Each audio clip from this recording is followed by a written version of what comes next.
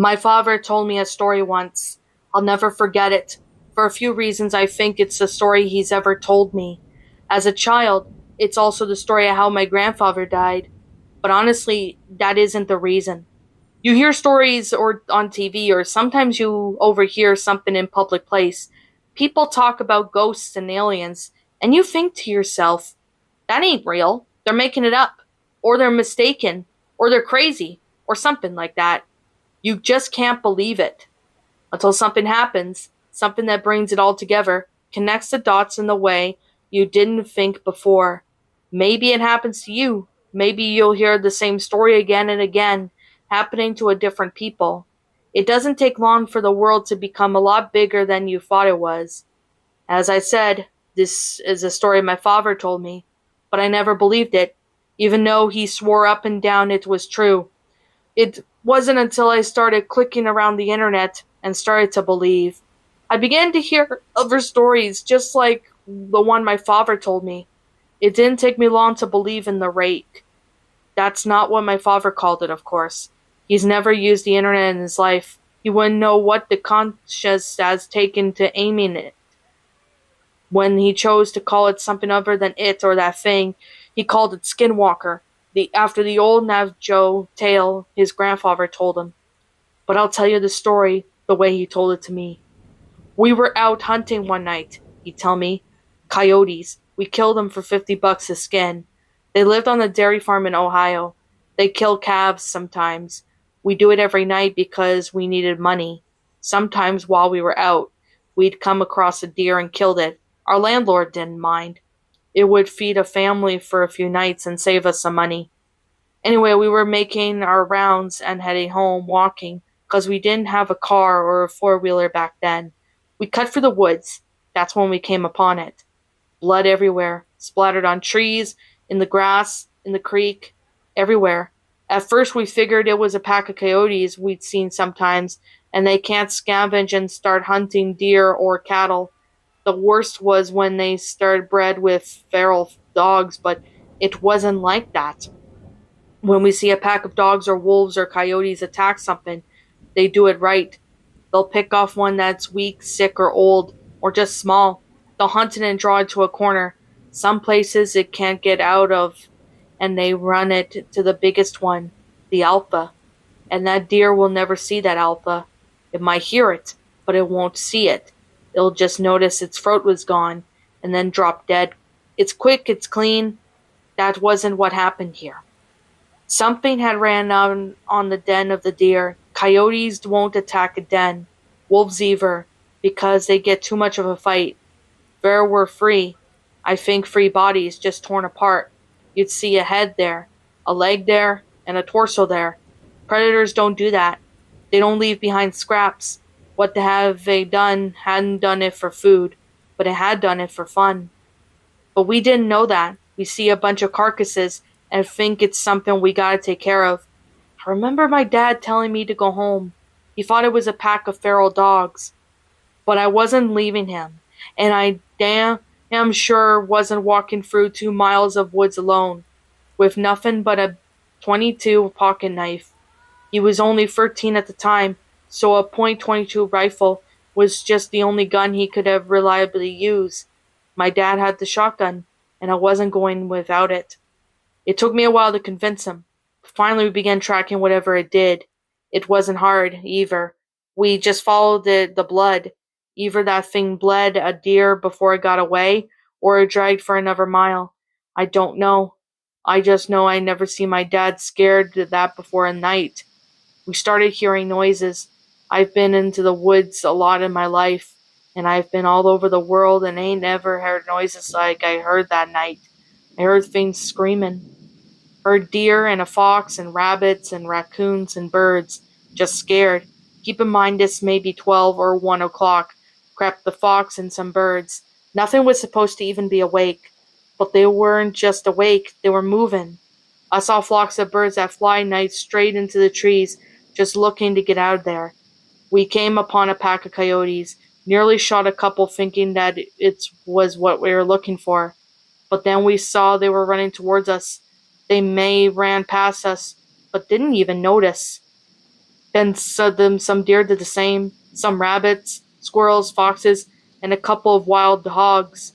These things were supposed to be eating each other, and the only thing they cared about was getting out of there.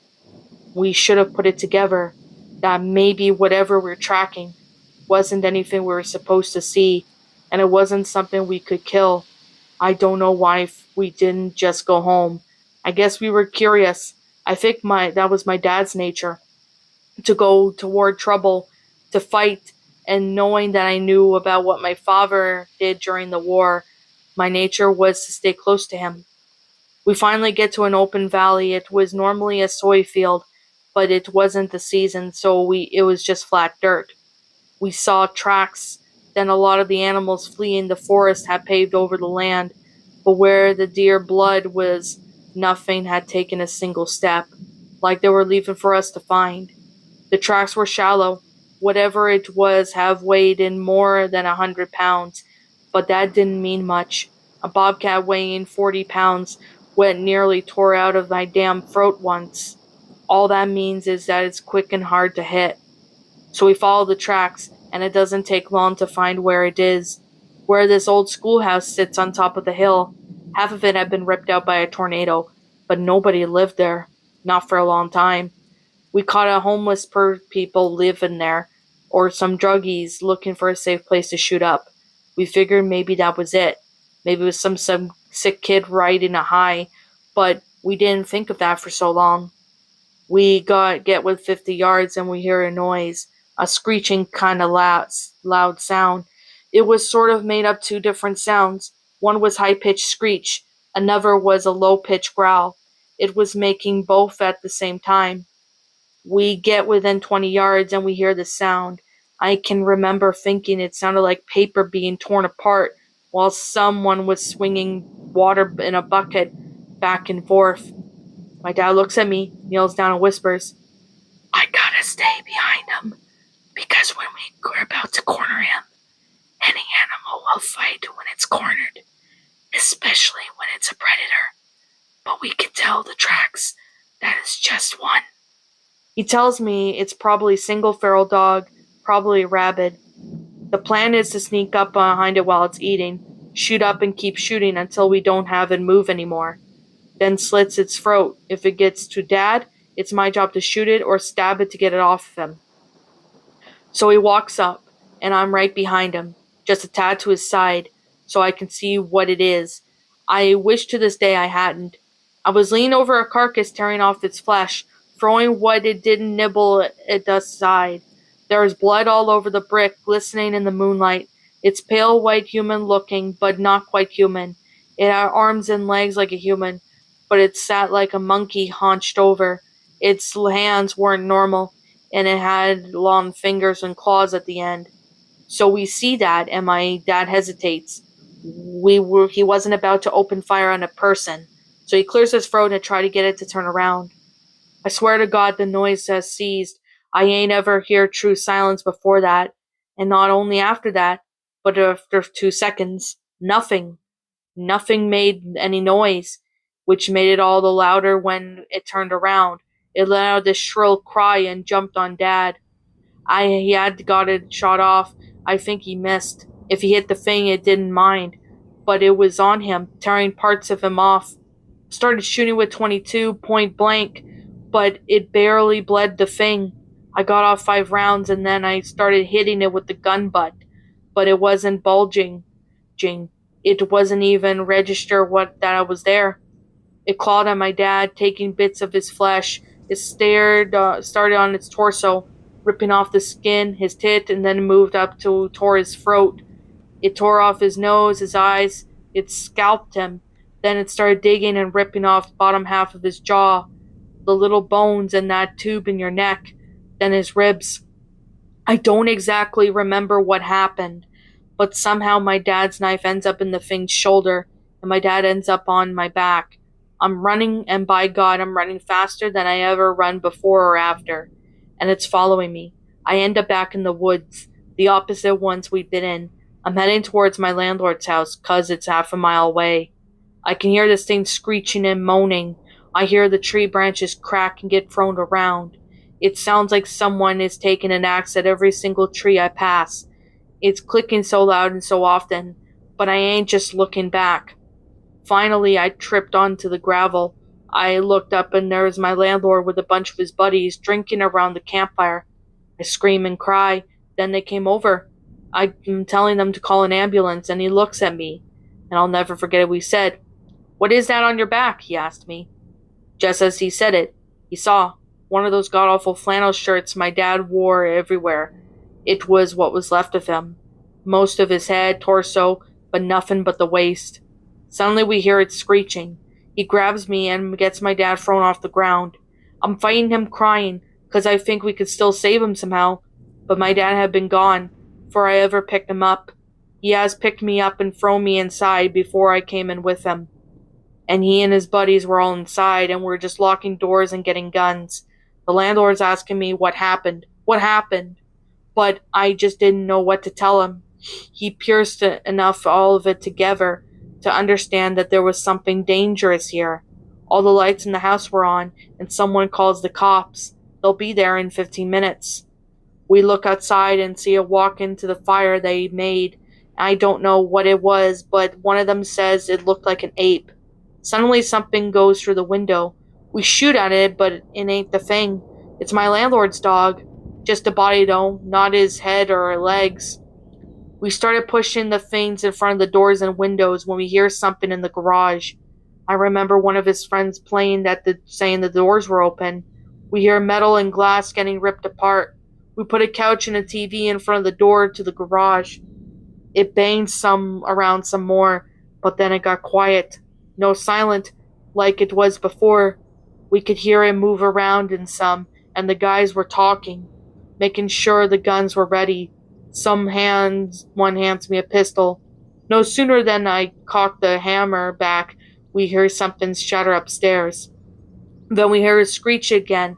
Except now it was louder, and it didn't echo and fade out because it was inside.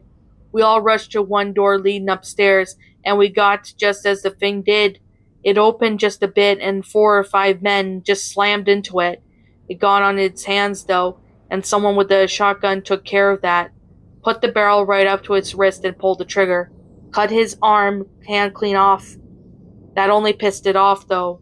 It started pushing on that door, clawing. We were on one side, pushing as best we could, and it was the other doing the same. That wood just wasn't going to hold, so someone tells us to keep our heads down. Suddenly the top half of the door is just gone. My ears are ringing, and were splinters everywhere. 2 or 3 of them just unloaded at the top of the door. I really don't know where it went after that. The police had got there. I was still glued to the door of what was left of it. The sun was up before they got me off of it. They put me in a hospital for a while. A lot of people talked to me, but I didn't talk back. Not for a long, long time. When I got back home, I got a job from the landlord working on the farm. We didn't talk much about the thing, but I signed up for the army when I was 19, and he sat me down and to drink some scotch and send off, and I asked him right away what the police told him. That the story went on was a wild animal, probably a wolf or maybe a bear that had migrated north. I asked him how they could say that when they had the hand. He looked at me stunned. He tells me that he never made it back to the station. The cop who had had his car wrecked drove into the tree and died on impact. The hand was never found, probably taken by an animal. The cops, when they would acknowledge the hand existed after all, and said it was simply the paw of a bear that looked like a human hand. I never talked to the landlord again. He went missing when I was in basic. The cops never found him. They said they owed some people some money and just ran away, but I don't think it's that simple. I never went back to those woods. I wouldn't even if the whole goddamn US Army at my back. But that was a lie. When my mother died, I don't think my father felt had anything left, and he may as well have settled old scores. He went to those woods and never came back. The FBI was called and they did a show for everyone involved, but I knew they weren't really looking. I had to get one drunk and slip him a few 50s before he finally told me that if they got a few calls about the woods every year, about someone up and vanishing, but that was all they wanted to tell me. Before he got up and left with the rest of the team, he wrote, "The Rake," onto the napkin. I didn't know what it meant until I searched it up on the internet. Honestly, I would have rather not known. What's up, my pretties? It's the Lion Queen here. I want to appreciate you all for tuning into this video, and I do appreciate you guys supporting my video by giving this video likes and stuff. If you really enjoyed this video, be sure to leave a like, comment and subscribe if you're new, ring the bell for notifications to when I upload so that way you guys will get updated for whenever I upload. If you want to follow me on Twitter or DeviantArt, feel free to leave a follow on those if you are interested in following me on those socials. If you want to support my backup channel, known as Miss Dark Shigo, feel free to subscribe to it, as a link to that will also be in the About page section.